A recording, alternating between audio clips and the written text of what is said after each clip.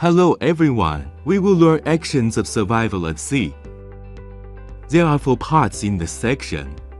The psychological state of the survivor, a way to keep the will to live. Self-protection in the process of survival at sea, fresh water and food. Now let's look at the first part of the psychological state of survival. Firstly, let me ask you a question. What are the dangerous psychological factors involved in the process of survival at sea? With this question in mind, we enter the learning of this section. The length of time that different people can survive in the same survival environment at sea, although related to individual physical differences, has a more important relationship with their psychological state. In the early days of the rescue, almost within a week or so, first of all, in this time, there are physiological aspects of thirst, hunger, unbearable hot environment, resulting in physical consumption and fatigue, and then lead to negative psychology. No hope for survival at sea, full of terror, pessimism, despair. The psychological shock of abandoning ship needs to be quickly shaken off. In the process of long-term rescue, due to the restriction of food and drinking water, physical strength will be further weakened. The pain will increase, and the survivors of this period often appear to abandon themselves, destroy discipline, and even hallucinate. Now we move on to part 2. Ways to keep your will to live. Strength of mind is more important to sea survivors than strength of body. Those in danger on a lifeboat or raft must remember, one mutual love between peers can prolong everyone's life. 2. Believe in your life-saving equipment. Believe that can be rescued. Must not give up hope of rescue. 3. Have a firm belief, strict discipline, reasonable management of the crew to ensure the safety of the lifeboat raft is essential. 4. People's mental strength plays an important role in supporting physical strengths. The third part is self-protection in the process of survival at sea. To survive at sea, the most important thing is to pay attention to your own protection. Self-protection for sea survivors means avoiding exposure both in tropical seas and in cold climates. Going into this part of the study with 2 questions. 1. What are the protective measures in cold climates? 2. What are the protection measures in hot climate? First of all, in the cold climate, the survivors in the cold climate for a long time immersed in low-temperature water inactive, become numb, especially below 15 degrees centigrade water temperature is more likely to produce wet frostbite. What are some ways to prevent wet frostbite at sea? 1. Keep the raft warm and dry. 2. Wear warm clothes, waterproof clothes on the outer layer, tie the neckline, cuffs, and pants. 3. The survivors squeeze each other for warmth, can stretch their limbs, move their toes, fingers, and do simple activities. 4. Avoid long-term exposure, shorten duty time in wind, rain, and cold. 5. Don't smoke. What about in a hot environment? In the hot climate, the biggest threat to survival is heat stroke, water shortage. Once the water shortage, life can only last a few days. Need to do the following. 1. Maintain good ventilation. 2. Take sunshade measures as far as possible.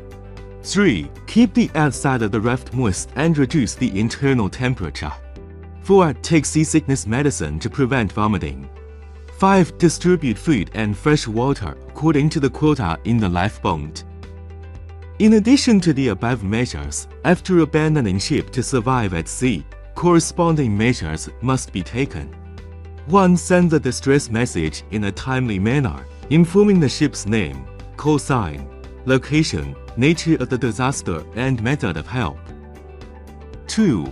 The lifeboat will leave the boat about 200 meters, or about 0.25 north mile, and wait for 2 to 3 days. 3. After 2 to 3 days, if there is still no rescue, the raft should be steered to the nearest land or near the route that planes and merchant ships must pass, so as to increase the chance of being found and rescued. 4. The inflated rafts are assembled, and the rafts are connected with 20 to 30 meters ropes to increase the target and facilitate discovery. 5. Use emergency equipment and distress signals correctly. Part 4. Fresh water and food. The human body contains about 60% of its body weight in water. An average adult expels 2.5 L of water per day under normal conditions, of which 2 L is excreted in urine and sweat, and 0.5 liters is excreted by the lungs. In order to stay alive, an adult needs 0.5 liters of fresh water every day. Death occurs when the body loses more than 1/5 of its fluid. For survivors at sea, they can survive for 30 to 50 days with fresh water and no food. So the provision and distribution of fresh water is crucial. 1. The lifeboat is equipped with 3 liters of fresh water for each rated occupant for 7 days. No fresh water for the first 24 hours except for the injured. 2. Each rated crew member in the life raft is equipped with 1.5 liters of fresh water for 4 days. The first 24 hours is not supplied with fresh water except for the injured. 3. 0.5 liters of fresh water is divided into 3 times a day and drunk at sunrise, during the day and after sunset. 4. Drinking water should be taken in small sips, in the mouth for a while, slowly swallow. Because of the limited fresh water on the raft, long-term survival must also be supplemented with fresh water. Feasible ways are: 1. Collect rainwater and dew. 2. The use of marine biological body fluids, including raw fish eyeballs, fish backbones, turtle blood, fresh fish body fluids, etc. 3. Seawater desalination. 4. Collect sea ice, etc. Other notes: 1. The freshwater storage time is related to the air temperature, water temperature, and the cleanliness of the storage tank, and the fresh water in the boat is replaced every 30 days. If all meet certain standards, the ice water freshness period is 40 to 60 days. 2. When there is doubt about the quality of drinking water in survival, sampling tests should be carried out. At the same time, smell the smell of drinking water. You can also identify the water quality. 3. Do not drink seawater and urine. 4. Fresh water is not enough. Cannot eat high-protein food. Can only eat the backup food in the raft. For food, 500 calories per person per day will not feel hungry. 1,000 calories can maintain physical strength. The lifeboat is equipped with emergency rations according to the rated crew, which is the only more suitable food when fresh water is insufficient.